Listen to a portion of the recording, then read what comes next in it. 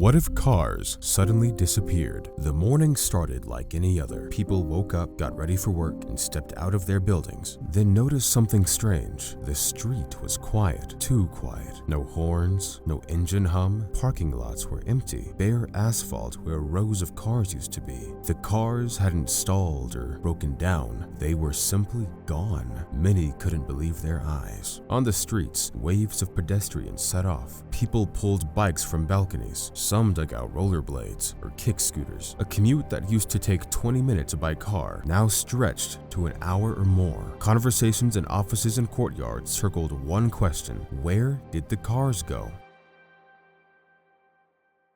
Grocery shelves were half empty within hours. Without trucks, daily deliveries stopped and stock vanished almost instantly. The government opened food distribution points at subway stations, streetcar hubs, and the main rail terminals, where trains arrived with flour, grains, and vegetables. Within a few days, former car traffic turned into solid streams of bicycles. The city quickly moved onto rails. Rail became the main artery. Trains hauled food, goods, and medicine. The subway, streetcars, and commuter rail ran with barely a pause. Platforms were temporarily repurposed as sorting points, where city workers and volunteers split loads by neighborhood. Within weeks, these pop-up points became permanent depot pavilions near stations. People nicknamed them market pods. Businesses picked up batches of goods there, took orders, and scheduled last-mile runs. From there, cargo moved into neighborhoods on cargo bikes, with trailers or horse-drawn carts. Agriculture. The first season in rural areas was a real trial. There are about 26 million tractors worldwide. Their disappearance forced a return to techniques from a century ago. Fields were plowed by horse and by hand, with whole families and neighbors pitching in. Communities organized mobile mutual aid crews that rotated from farm to farm. Old mills were brought back to life, and grain sheds went up right beside rail sidings for quick loading into freight cars. Yields dropped by roughly 50%. Food prices spiked. Every kilogram now required much more human labor. Emergency services in a new reality. Emergency response took the hardest hit. In New York City, 911 receives over 1.5 million medical calls every year. Without ambulances, that instantly became a crisis. Cities rushed to form volunteer medical teams with stretchers, cargo bikes, and basic equipment. In critical cases, they brought medics to the patient or transported the patient to the nearest station where a medical streetcar waited, a converted car with resuscitation gear. Fire services changed radically too. Crews arrived on foot, by bike, or with horse support. For major industrial fires, cities built water relays, fixed pump units staged on rivers and ponds, feeding long-distance hose lines for kilometers to the seat of the blaze. Safety. New urban challenges. The first days saw a spike in crime. Bicycles became a new currency and the most stolen item. Police deployed foot and mounted patrols. At night, night corridors were introduced, officially lit routes escorted by volunteers. Neighborhoods moved en masse to messaging apps to share alerts about suspicious activity, coordinate caravans, and organize mutual aid. Attacks on merchant convoys still happened, but escorts and lit routes cut the risk roughly in half.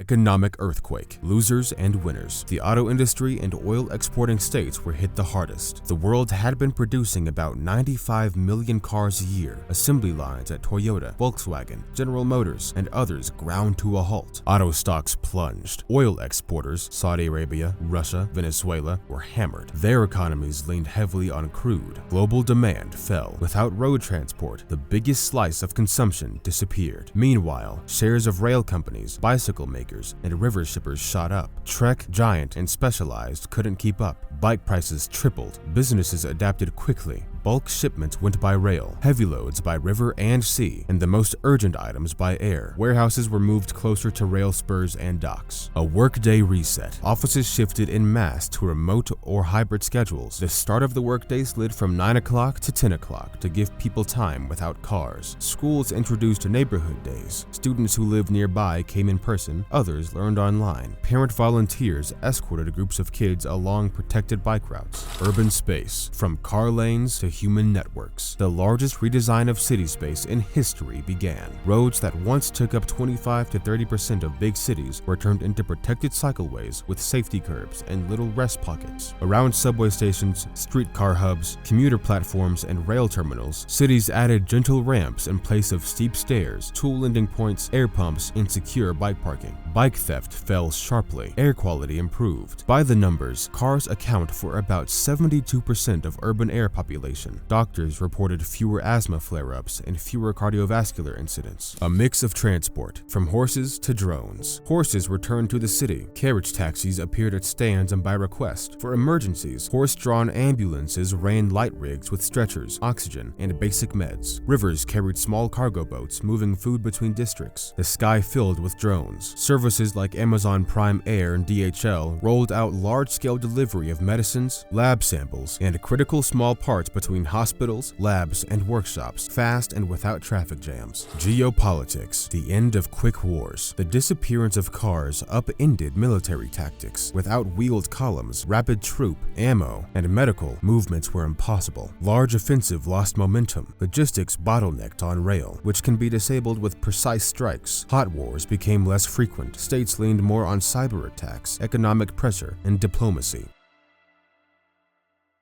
Personal life, slower and closer. Daily life slowed and went local. In the evenings, courtyards glowed again. Neighbors planned group buys and took turns staffing night routes. Long trips to other cities were rarer and planned tightly around train schedules. Dating became more local. Apps remained, but the search radius shrank to what you could walk or bike. Instead of crossing the whole city, people met in their courtyard, the neighborhood cafe, or at the station side market. Humanity turned out to be far more adaptable than it seemed. In a matter of months, we built an alternative system for transport, trade, and communication. Maybe the real value of this what if lies in seeing how creative and resourceful we can all be when circumstances force us to rethink the familiar.